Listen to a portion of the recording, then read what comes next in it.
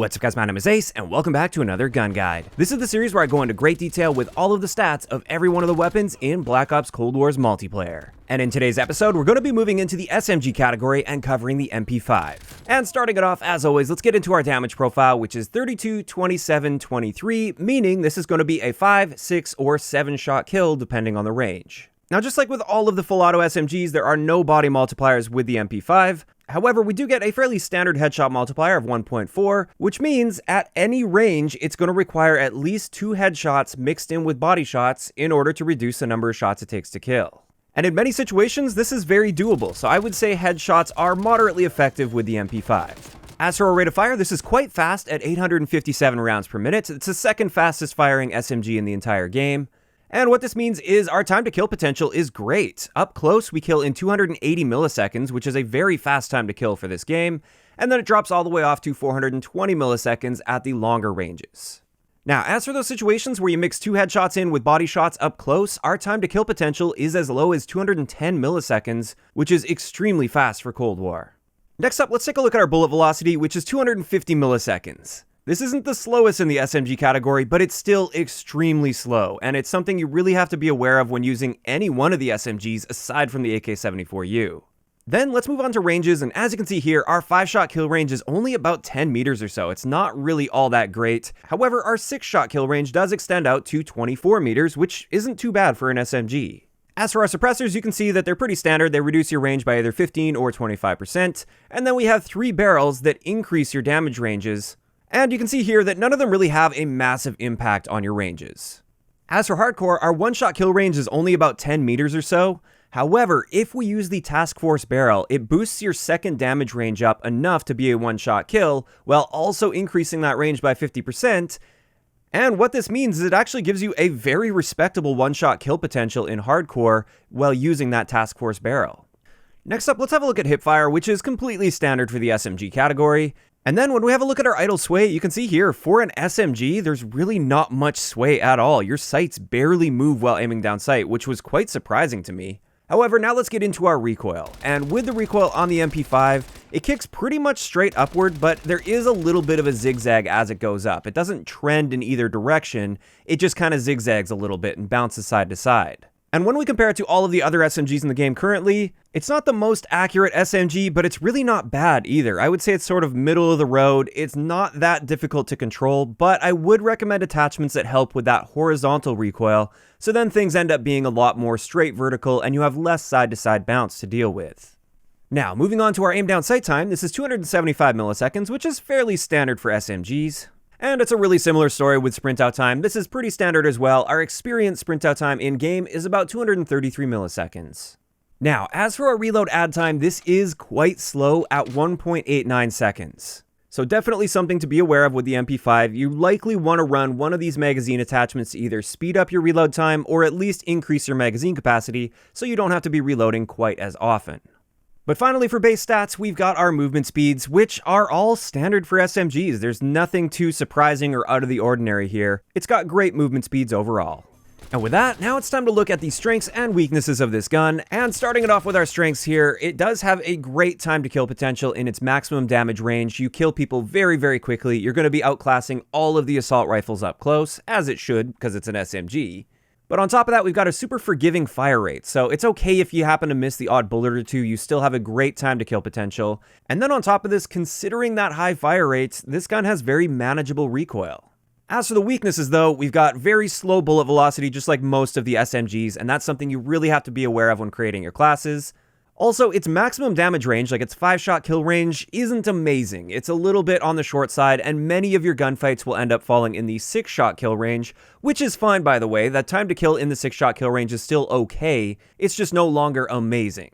But finally, for weaknesses, our reload time. It does take quite a long time to reload this gun, and that is something you have to be aware of. Now, before we get into my attachment combinations and recommended class setups, let's get into the unique barrel attachment, which is the Task Force barrel. Now this one boosts your damage up to 34, 29, 24, which means it's still going to be a 5, 6, or 7 shot kill. So it doesn't help with body shots at all, plus it significantly increases your recoil, as you can see here. And as a result, in core game modes, it's pretty much useless. Technically, it helps with your headshots at mid to longer ranges, but since you have that huge increase to your recoil, it's just not worth it in my mind. However, like I said earlier, this is great for hardcore game modes because it gives you an amazing one-shot kill range for an SMG. So I would definitely avoid this barrel if you're playing core game modes, but I would use it if you're playing hardcore. And with that, it's finally time to move on to some great attachment combinations and recommended class setups that I've got for you.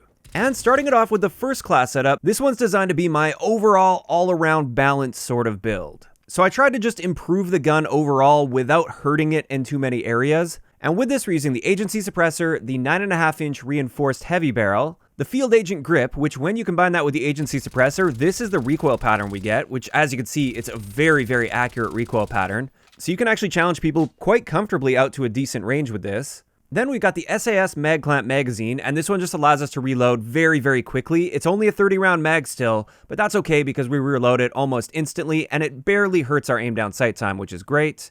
And then finally, we've got that airborne elastic wrap, which really helps us a lot with aim down sight time, as well as it gives us the ability to drop shot people. And just overall, when we look at the stats that result from this, you can see that we've boosted a lot of the stats really nicely, especially like our bullet velocity, reload time, and our aim down sight time.